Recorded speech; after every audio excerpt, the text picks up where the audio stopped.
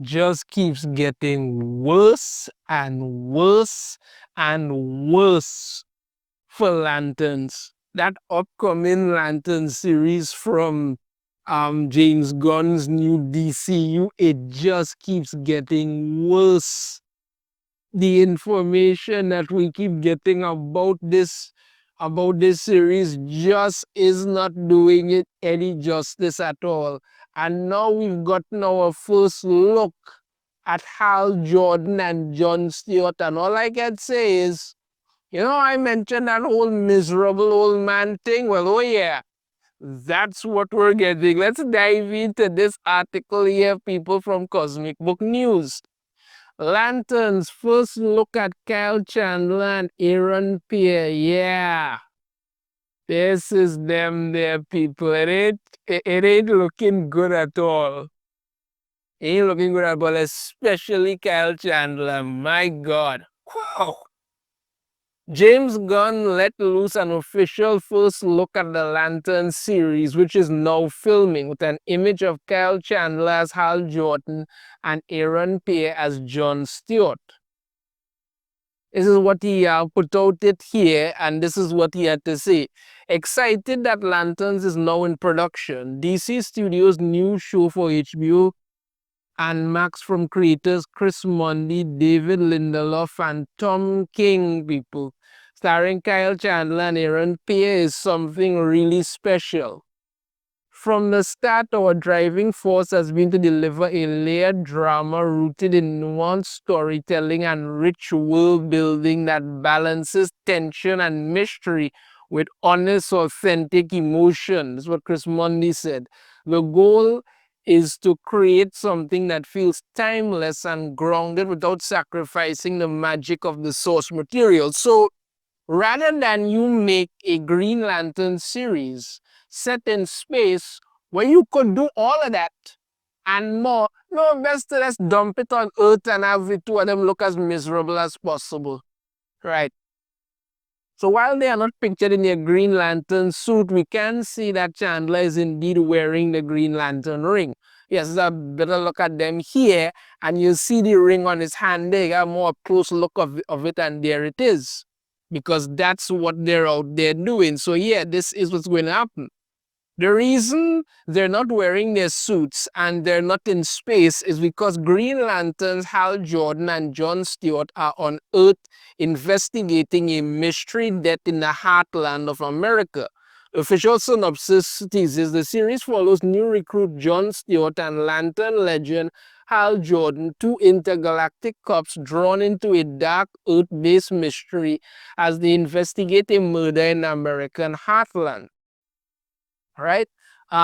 Chris Mundy going to use to say that our lanterns have the rings and all the power they bring, and other characters and aspects of the lore are going to show up or be name checked. But it's a series that explores who these guys are when they're on the job and when they're out of uniform.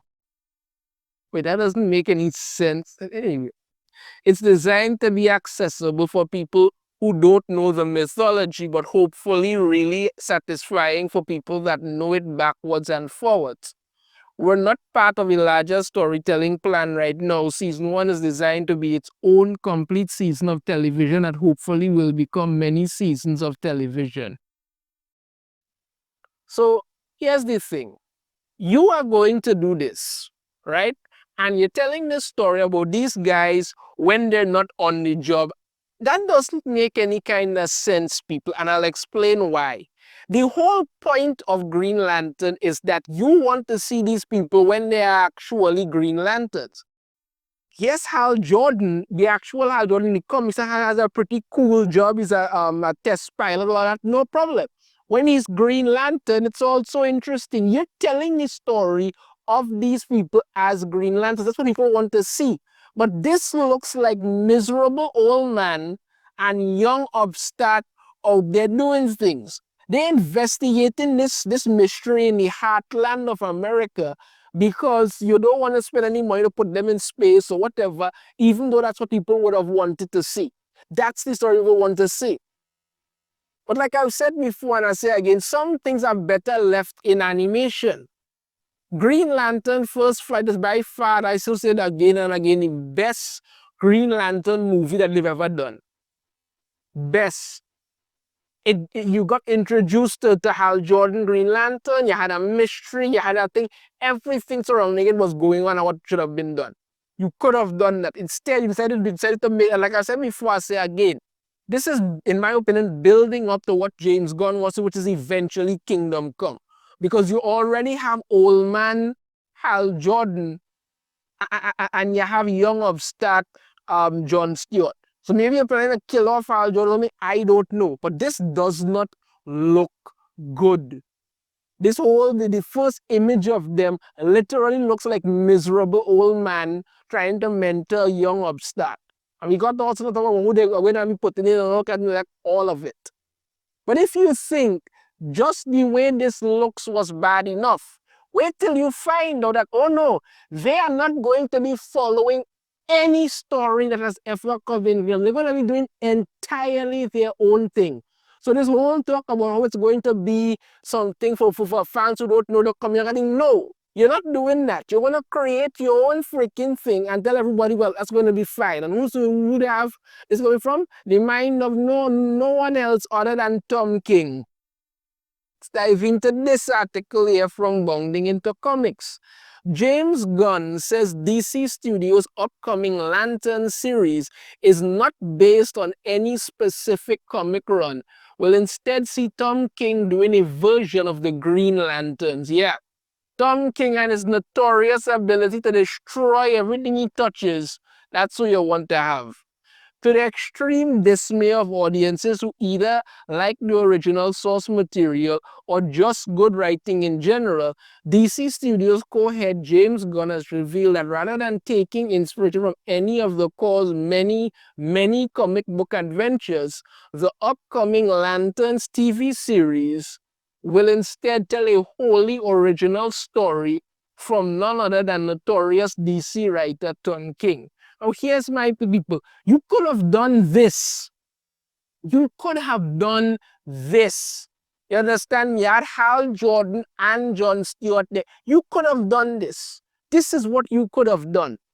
You could have had them be space cops in place doing, following some kind of investigation. All that is possible. Like I said, they did something like that in Green Lantern's first fight. You could have just adapted it to work like that, but you didn't do that. You want to do your own damn thing. Gunn confirmed this unfortunate creative decision for Hal Jordan and John Stewart's upcoming silver screen outing during a recent DC Studios press event. Right, so they go on about it and stuff and talk about how rather than to will draw it from any of either Hal, John, or the entire Green Lantern Corps lengthy comic book histories. Gunn explained, no, it's more like Tom doing a version of Lanterns the same way that he did Supergirl, Woman of Tomorrow, when he literally ripped off True Grit. Yeah, the same way he did Mr. Miracle, oh God. Or in the same way he did my favorite Strange Adventures Volume 5. I tell you, James Gunn is giving Tom King a lot of credit, and this is a man who's notorious for literally wrecking things that he touches. Like I said before, I say again, when it comes to Tom King, there are only 3 ways that anything he writes ever turns out. 1, it starts off good, and then by about issue 4, issue 3 or 4, it goes right off the cliff and just terrible. Or 2, it starts off terrible. You might get something somewhere in the middle that seems somewhat decent and it ends terrible. And then you have the third option, which is it's just terrible all over. That's it. That is all that this man does when it comes to writing anything when it comes to Tom King. That's it. Further, in terms of the Green Lantern Detective series potentially receiving more than 1 season, Superman Records said, yeah, it's going to be 8 episodes, and it could easily be a continuing series that I will say that. But these are just going to be what they're going to do, because if you want to do more than 8 issues, and it's already looking absolutely horrendous like this. This is what it looks like. This is the first image that we got of it, and you expect more. I don't know why. For those unaware of why this news would be cause for such disappointment among most comic book fans, despite the mountains of praise that mainstream critics have heaped upon his work. King, who was announced as a writer for Lanterns during Gunn's 2024 DC Studios slate reveal, has a bibliography of work whose every entry can best be described as a juvenile attempt at subverting expectations layered with high school level deep writing. The easiest way to break this down, people, is that Tom King is notorious for writing crap. That's the easy way to break it down. He's notorious for writing crap. That's it. Take, for example, his run on Batman Volume 3, where after stringing fans along for years with the promise that Batman and Catwoman would finally be tying the knot, he instead had the feline theme thief leave the Dark Knight at the altar, her reasoning boiling down to a refusal to share space in his heart with his mission to protect Gotham. Yeah. They what they literally do. Catwoman, after he built this whole thing about Catwoman and Batman finally getting married, she leaves Batman at the altar because she doesn't know, she just want to interfere with his whole role of protecting Gotham and all of that. He's in there. And what ends up happening, Batman literally turns into this straight up depressed bitch, the way to put it, where he has the one Susan and he doesn't even want to be Batman anymore. He's so depressed with all of this nonsense. If you wanted to do Catwoman and Batman getting married, you could have done it. There are those who say, well, they were going to work at it. I personally say, give it a shot and let's see what happens. Give it a see what happens. Maybe that could be something useful to see them actually do something like that. Maybe. But we never got that. Because he ended up doing this shit instead. And that was it. He literally just left him at the altar and turned Batman into a bitch. That was it. Then here's his truly unhinged time on Human Target Volume 4, where he moved to subvert the public image of the fan favorite and usually light-hearted Justice League International by turning all of their members into broken, twisted, and completely immoral reflections of their former selves. Perhaps the worst victim is Guy Gardner, who is coincidentally another member of the Green Lantern Corps, who is not only depicted as ISIS's abusive and possessive ex-boyfriend who won't leave her alone but is eventually frozen by her hand before being subsequently shattered on the ground and left to die as the white-haired superheroine proceeds to get intimate with Human Target right next to his melting corpse. So you had ICE literally freeze Guy Gardner because they turned him into an abusive asshole who wouldn't leave her alone. She then shatters him, right, on the ground and then proceeds to have sex with Human Target while he melts there and dies. That is perfectly fine to anybody, right? That makes perfect sense. Of course, no mention of King would be complete without also bringing up his abysmal work on the DC crossover event Heroes in Crisis Volume 1. And I still maintain, people, and they continue to go ahead with the whole Young Justice thing. This was the storyline that they were looking to adapt. They were going to turn Wally West into a serial killer. That's what they were going to do. And I have never liked Heroes in Crisis because I don't like the idea of heroes going to therapists along there and talking about all this crap. So you literally had Batgirl showing her bullet wounds. You had Hal Jordan going and saying, you know what?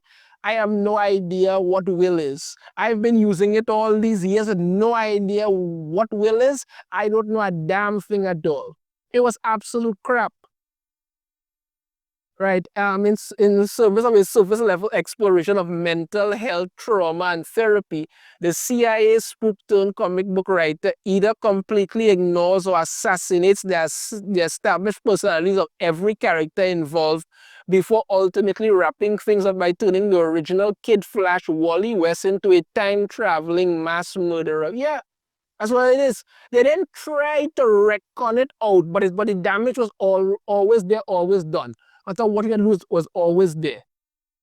For something more recent, one need look no further than his currently ongoing run on Wonder Woman Volume 6, which kicked off with the big reveal that the United States of America has been secretly ruled from the shadows by a virulently bigoted old white man since its formation, and since seeing its narrative turn into a weird attempt to turn Diana into an avatar for the jingoistic version of the promoted by the government during the Iraq War, which unsurprisingly served as King's primary theater of engagement during his aforementioned time in the CIA. Yeah, whole thing with his sovereignty had the issue where Wonder Woman had the Wonder Girls and Cheetah going on there and committing bold-faced crimes.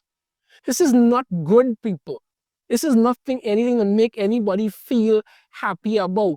Rather than they do this, you understand me? Something that people would have actually enjoyed seeing. They decided, no, let's go out there and turn them into the worst looking version of themselves possible.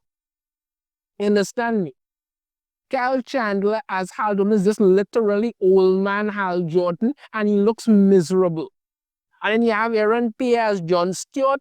I don't know that's going to talk about, but from the information that we've gotten into regards to what they're planning to do with this series and these set photos and the fact that Tom King is the one writing it, I am not holding out much hope, people, at all. But we shall wait and see how this turns out. But I'm saying is that right now, this just keeps getting worse and worse.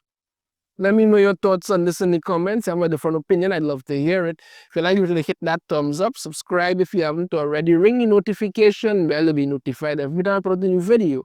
And I shall see you all next time. Take care.